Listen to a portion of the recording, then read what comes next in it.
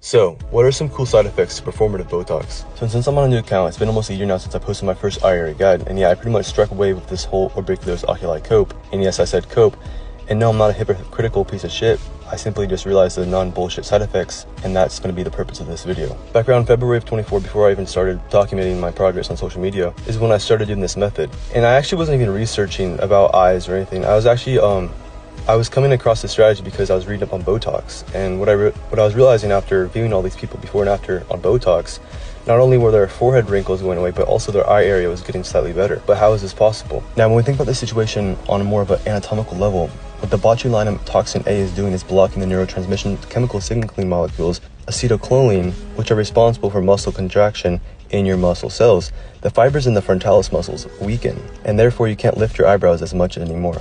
Your wrinkles fade, which is what most people focus on when it comes to Botox, but your eyebrows not only align symmetrically because they're not being overused unevenly.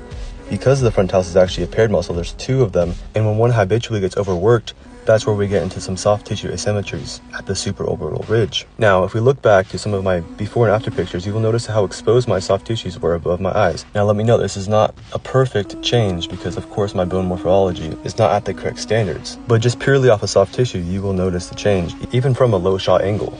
My forehead tissues inferiorly position themselves over time from the intracranial aponeurosis. And no, I didn't just get Botox, so how is this possible? Number one, and I know this is not easy, you need to cognitively end the habits of raising your eyebrows, even in conversation, which yes, is very hard to do, but if you have, if you can figure out to become self-conscious of when you are using your frontalis, this will be super easy, and it took me only a few weeks to lock down. Number two, you need to be training your orbicularis oculi muscles, the muscles responsible for squinting and blinking. And now we're not just doing this for hypertrophy, because not only is this biomechanically limited, these tiny, almost 2D-like muscles only having 5 to 10% cross-sectional area increase within targeted resistance, but also because we're not looking for hypertrophy in particular, we're looking for resistance over time. Now let me give you guys an easy mental visual. Imagine your frontalis and your OOs, your orbicularis oculi, are both two big, tough rubber bands fighting for something. And that something is the soft tissues your eyebrows sit on top of.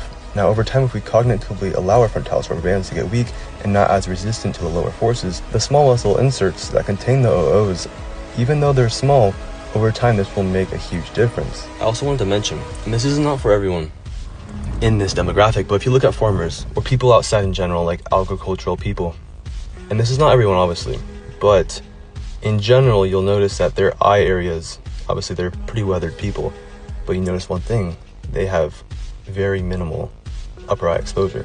Alright, so I'm going to go over more about the specifics of how to perform this in a future video, but I hope you guys enjoyed this clarification. These exercises will not change your explothermometry or anything like that, and there's other